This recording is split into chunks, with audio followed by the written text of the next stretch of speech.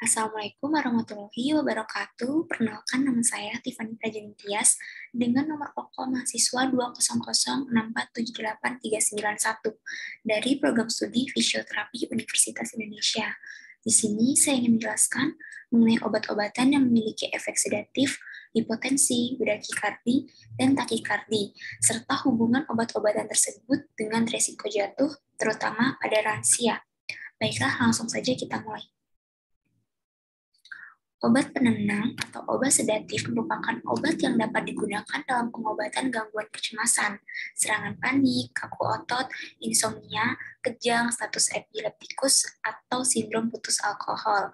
Obat sedatif dapat menimbulkan serangkaian efek depresan, sistem saraf pusat mulai dari sedasi ringan, meredakan ansietas sampai anestesi dan koma. Barbiturat dan benzodiazepin adalah subgrup sedatif hipnotik yang terpenting. Selanjutnya ada golongan obat. Yang pertama ada barbiturat, dan yang kedua ada benzodiazepin, dan yang ketiga ada bupivacaine. Baik, yang pertama kita akan membahas golongan barbiturat.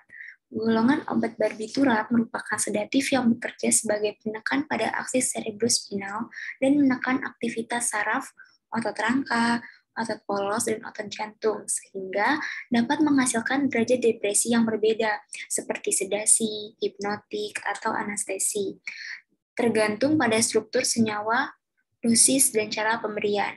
Selanjutnya, untuk mekanisme kerja turunan barbiturat, yaitu bekerja menekan transmisi sinaptik pada sistem pengaktifan retikula di otak dengan cara mengubah permeabilitas membran sel sehingga mengurangi rangsangan sel postsinaptik dan menyebabkan deaktivasi korteks cerebral. Selanjutnya, yang kedua ada benzodiazepin. Benzodiazepin adalah obat pilihan yang banyak digunakan sebagai sedatif hipnotik karena mempunyai efikasi dan batas keamanan lebih besar dibanding turunan sedatif hipnotika lainnya. Di klinik, biasanya turunan ini digunakan untuk menghilangkan ketegangan, kegelisahan, dan insomnia. Selanjutnya, untuk mekanisme kerja turunan benzodiazepin adalah dengan menekan transmisi sinaptik pada sistem pengaktifan retikula di otak dengan cara mengubah permeabilitas membran sel sehingga mengurangi rangsangan sel postsinaptik dan terjadi deaktivasi korteks cerebral. Turunan benzodiazepin mengikat reseptor khas di otak dan meningkatkan transmisi sinaptik gamma aminobutyric acid dengan cara meningkatkan pengaliran klorida membran postsinaptik dan menurunkan pergantian neuropinefrin, katekolamin, serotonin, dan lain-lain biogenik dalam otak. Dan hal ini kemungkinan bertanggung jawab pada beberapa efek farmakologisnya. Selanjutnya ada jenis obat benzodiazepin. Yang pertama ada alprazolam, yang kedua ada chlordiazepoxide, yang ketiga ada clobazam, yang keempat ada clonazepam, dan yang kelima ada diazepam, yang keenam ada estazolam, dan yang ketujuh ada lorazepam, dan yang terakhir ada midazolam. Selanjutnya yang ketiga ada bupivacaine.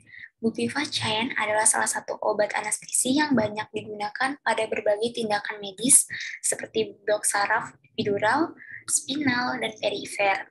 Efek samping yang perlu diwaspadai saat memberikan bupivacaine adalah efek kardiovaskular dan sistem saraf pusat.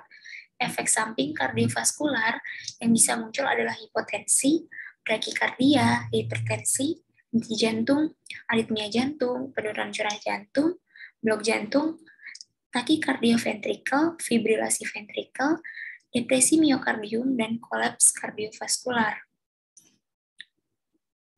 Selanjutnya, kita akan membahas hubungan antara obat-obatan dengan resiko jatuh.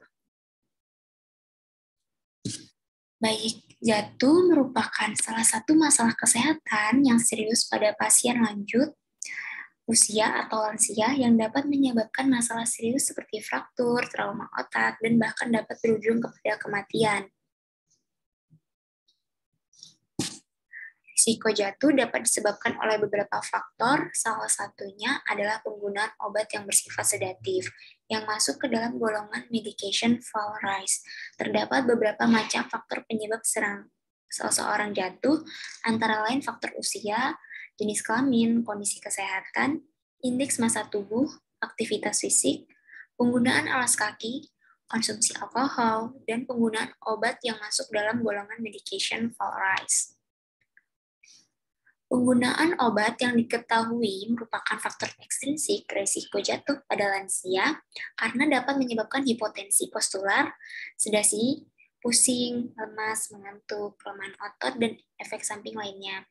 Obat-obat tersebut dapat menyebabkan jatuh antara lain melalui mekanisme hipotensi postural, sedasi, pusing, lemas, penurunan kewaspadaan, mengantuk, kelemahan otot, dan efek samping lainnya. Baiklah, sekian penjelasan dari saya. Kurang dan lebihnya saya mohon maaf. Saya ucapkan terima kasih. Wassalamualaikum warahmatullahi wabarakatuh.